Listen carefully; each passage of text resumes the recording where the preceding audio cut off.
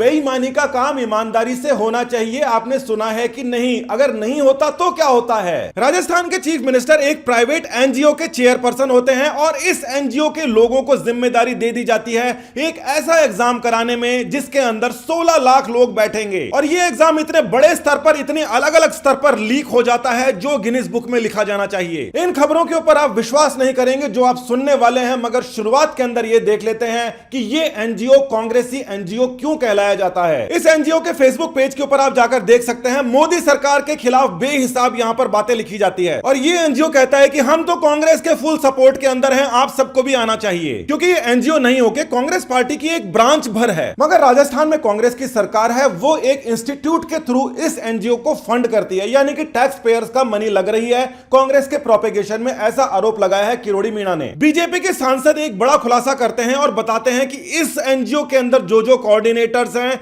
ये coordinators REET exam के बना दिए गए थे। आप ये कहेंगे कि भाई सरकारी लोग चाहे इधर जाएं और एग्जाम कंडक्ट करा लें, मगर आप हैरान हो जाएंगे इस बात को लेकर कि इसके अंदर प्राइवेट कोऑर्डिनेटर्स चूज किए गए थे जो कि सरकार से रिलेटेड नहीं है। ये जो रीट एग्जाम कराने के मालिक हैं, इन्होंने एक ऐसा कोऑर्डिनेटर को लगाया जो कि प्राइवेट कोऑर्डिनेटर था और यहां से पेपर हो गया लीक। इस प्राइवेट कोऑर्डिनेटर के अलावा भी जो अलग अलग कोऑर्डिनेटर्स इन्होंने नियुक्त करे वो सारे के सारे राजीव गांधी स्टडी सर्कल से रिलेटेड माने गए, यानी कि कांग्रेस का एनजीओ की प्रमुख भूमिका है पूरा का पूरा एग्जाम कंडक्ट कराने में। और जो 7-8 कोऑर्डिनेटर्स हैं, 7 अलग अलग सेंटरों के ऊपर पेपर लीक हो जाता है। ये जो पेपर है ये कई अलग अलग डिवीजन से अलग अलग प्रकार से लीक हो रहा था, इसीलिए ज्यादा लोगों के पास पहुंच गया। ये जो बयान आप सुन रहे हैं ये उसी रीट के मुख्य कोऑर्डिनेटर का है जो खुद ये मान रहा है कि पेपर लीक हो चुका है। जिस दिन पेपर आउट हुआ अब केवल एक ही जगह से पेपर लीक होता तो बात अलग होती, मगर कई सारी अलग अलग डिविजन्स बन गई हैं,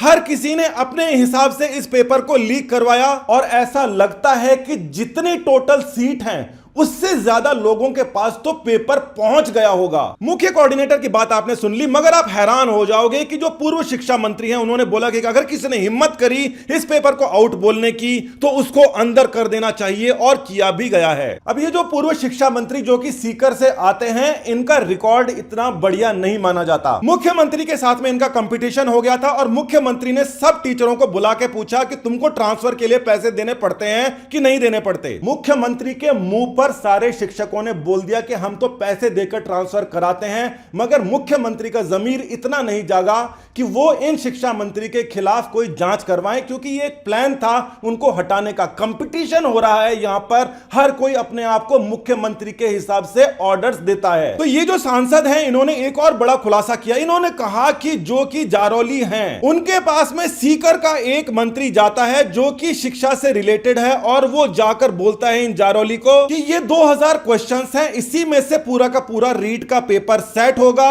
इनकी कोई ऐसी कोचिंग इंस्टीट्यूट है जहां पर लोगों से 10-10 लाख रुपए ले लिए गए हैं और करीब 2500 लोगों को यह 10-10 लाख रुपए के अंदर क्वेश्चन बैंक मुहैया करा दिया गया है। तो देखिए यहां पर दूसरी डिवीजन बन जाती है। पहली डिवीजन वो जहां पर कांग्रेस का एक एनजीओ पेपर को कंडक्ट करा रहा है जिसके अंदर कई सारे रूल्स फ्लॉ हो रहे हैं। ये जो मेन कोऑर्डिनेटर है जिन्होंने दूसरे कोऑर्डिनेटर्स बनाए हैं, इन्होंने अलग अलग जो ऑब्जर्वर्स बनाए हुए हैं, वो ऑब्जर्वर्स जिन सेंटर के अंदर लगे हैं ये इसी सेंटर के ऑब्जर्वर निकल जाते हैं। यानी होना यह चाहिए कि एक सेंटर का ऑब्जर्वर दूसरे को, दूसरे सेंटर का यहां पर आपस के अंदर एक दूसरे को ऑब्जर्व करें, मगर इस प्रकार की अनियमितताएं सामने आती हैं कि जिस कॉलेज के अंदर सेंटर है वहीं का आदमी को ऑब्जर्वर बना दिया। इसके अलावा ऐसे लोगों को ऑब्जर्वर बनाया गया जो कि दूसरे सेंटर तो थे मगर उन्हीं के रिश्तेदारों का कॉलेज था, यानी कि जिनका कॉलेज उनके रिश्तेदार ही ऑब्जर्वर। एक ऑब्जर्वर टाक करके थे, वो अपनी बेटी के सेंटर पे, जिस सेंटर का नाम भी टाक है, आराम से पकड़ में आ जाता अगर ये चाहते तो, मगर जानबूझकर किया है तो ये क्यों पकड़ेंगे?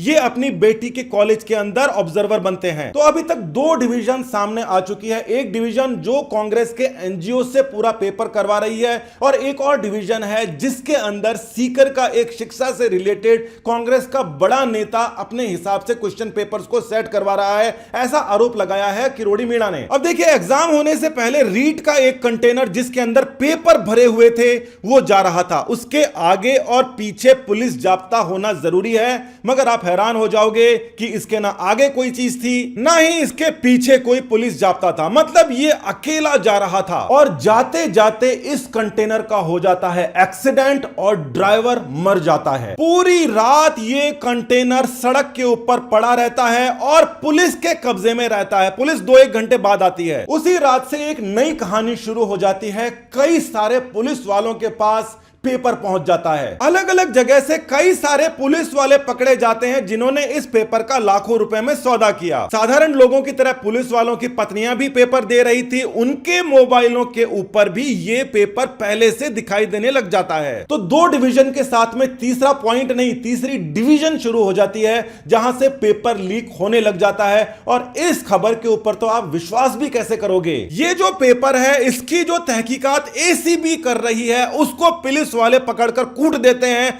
जब वो पुलिस वालों के पास में पहुंचती है। ये एसीबी जो तहकीकात कर रही थी वो 4थी डिवीजन की तहकीकात कर रही थी, मगर तीसरी डिवीजन वाले गलतफहमी में आकर एसीबी को कूट देते हैं। अब आप कहोगे 4थी डिवीजन क्या है? आप सब ने इस खबर को देखा है और इस खबर का मायना क्या है वो कभी आपने नहीं समझा। अगर आपको ध्यान नहीं हो तो ये ब्लूटूथ चप्पल वाली खबर तो इंटरनेशनल चप्पल बन गई थी, जो राजस्थान की ही खबर है कि 6-6 लाख के अंदर चप्पलें बिक रही थी। इन चप्पलों से पेपर को बाहर से अंदर प्रेषित करना था। इसका सीधा सा मतलब होता है बाहर पेपर था। अगर बाहर पेपर था और वो पेपर बाहर था तभी तो अंदर आएगा। सीधी सी बात है, क्या दिमाग लगाना है। यानी कि पहले से बिल्कुल पुख्ता था कि पेपर बाहर आएगा। ये 4थी डिवीजन है जहां से पेपर बाहर पहुंचना पहले से कंफर्म था। तो डिवीजन 1 के अंदर आता है कांग्रेस का एनजीओ जिसका नाम है राजीव गांधी स्टडी सर्किल। दूसरी डिवीजन है सीकर के कांग्रेसी नेता जिन्होंने 2000 क्वेश्चन दे दिए कि हमारी कोचिंग के अंदर इसको हम 10-10 लाख रुपए में बेच रहे हैं, जैसा कि किरोड़ी मीणा एमपी का ये आरोप है। और ये आरोप बिल्कुल निराधार नहीं है। किरोड़ी मीणा के जो आरोप हैं वो हमेशा बहुत ही संजीदा तौर से लिए जाते हैं। तीसरी डिवीजन के अंदर पुलिस इसके अंदर दायरे के अंदर आती है जो एसीबी को कूट देती है। और 4थी डिवीजन उन लोगों की है जिन लोगों का पता नहीं मगर जिनके पास में ब्लूटूथ की चप्पलें पहले से मौजूद हैं। मामला बिल्कुल फैल चुका है। ऐसा लग रहा है कि जितनी सीट्स हैं उससे ज्यादा लोगों के पास में तो पेपर ही थे।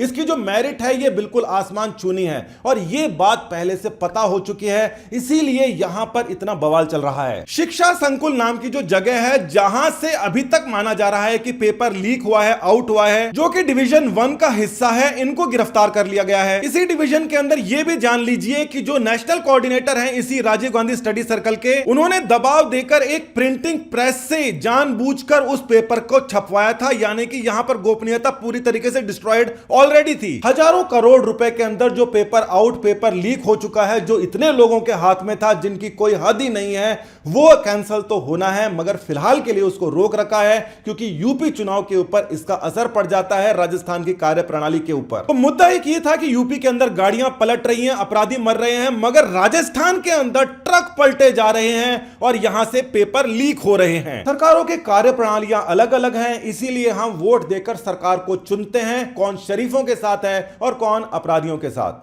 नमस्कार, धन्यवाद।